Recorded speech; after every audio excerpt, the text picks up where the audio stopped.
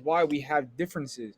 And these differences lead to things like being stronger naturally, being more athletic naturally, and having better motor skills naturally.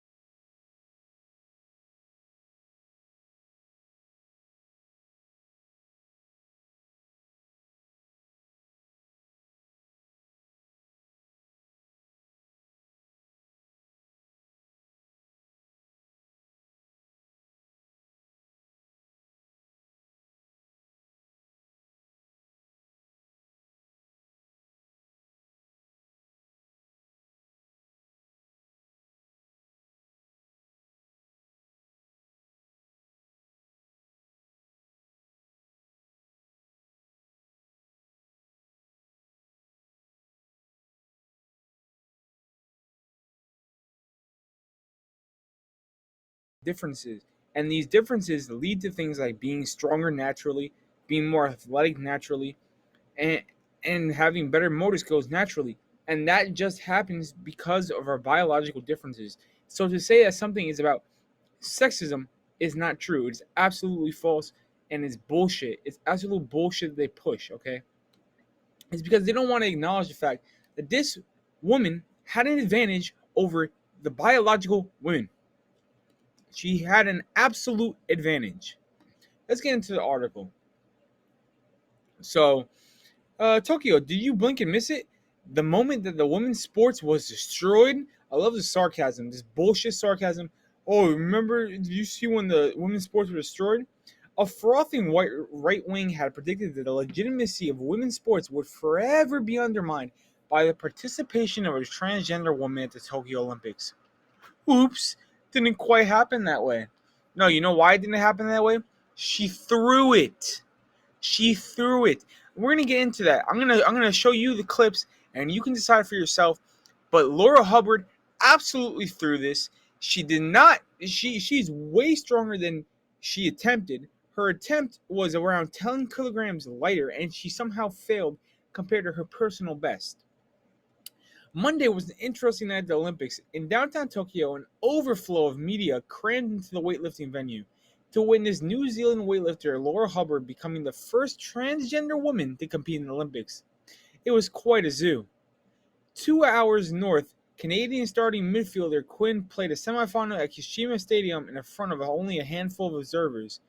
Quinn, a transgender non-binary, this does not matter. Why one athlete got all attention and one other tells you that this is not so-called hot button issue. The issue really isn't about transgender athletes. No. It's not about transgender athletes at all.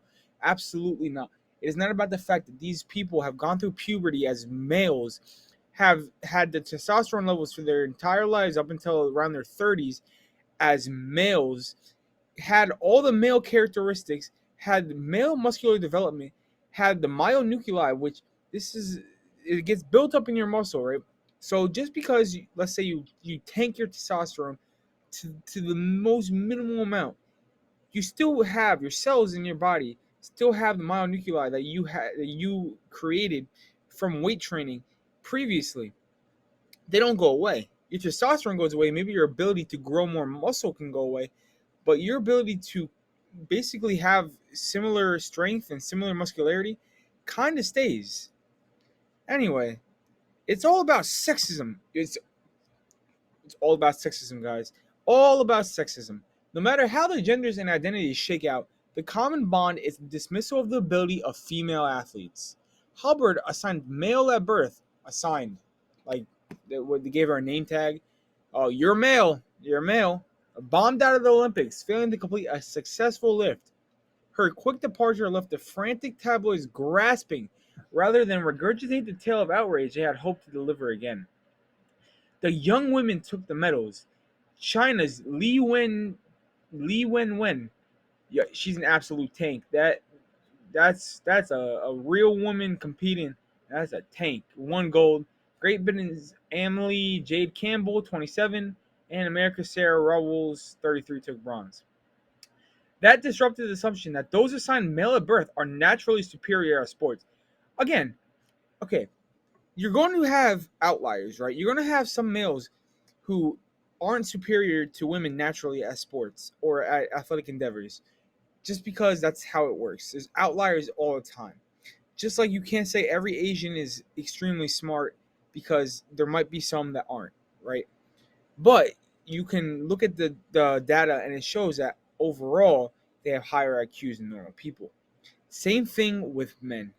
On average, boys growing up, but after they hit puberty, so the girls like around middle school, they get a advantage over males most of the time because they hit puberty faster. So for a small period of time, they are stronger and faster. However, after this and before this, the males excel at sports and they are much more prone to being good at sports. They're stronger, and these things that allow them to excel. All right. So that disrupted the assumption that those assigned male at birth, and it's not like anyone is transitioning to try to dominate women's sports. The process is personal, complicated, and a long-term decision. However, if you remember from a couple years ago, this rapper named Zuby from Britain decided that he was going to prove that it's unfair because certain powerlifting federations don't require that you are actually transgender. They just require that you identify as the other gender. So he decided that he was going to enter as a woman, and he blew out the competition. It wasn't even close. And that's what happens in this world when now it's going to be looked at like you cannot tell people that they're not something they aren't, right? You can't tell a man who's not even transgender that he's not a woman. And you're going to have to let him compete, and it's not going to be fair. Afterward, the introverted Hubbard, 43, said she would retire. More than 20 years after transitioning, she has no interest in carrying this banner forward. While I recognize that my involvement in sport is a topic of considerable interest to some, in some ways I'm looking forward to this being the end of my journey as an athlete and the attention that comes from it. Quinn's journey is still going, and they embrace their ability to make an impact. Yeah, so according to the San Francisco Chronicle, it's not the biology of men and women that makes this unfair. It is the fact that it's sexist. And it's not unfair. It's just sexism that makes us think it's unfair. I do not know who writes these articles. I don't know who's allowed to write these articles. I don't know what person in their right mind can honestly think to themselves that this is a case of sexism and not a case of biology. And anyway, let's get into the fact that she threw it. She threw it. Okay?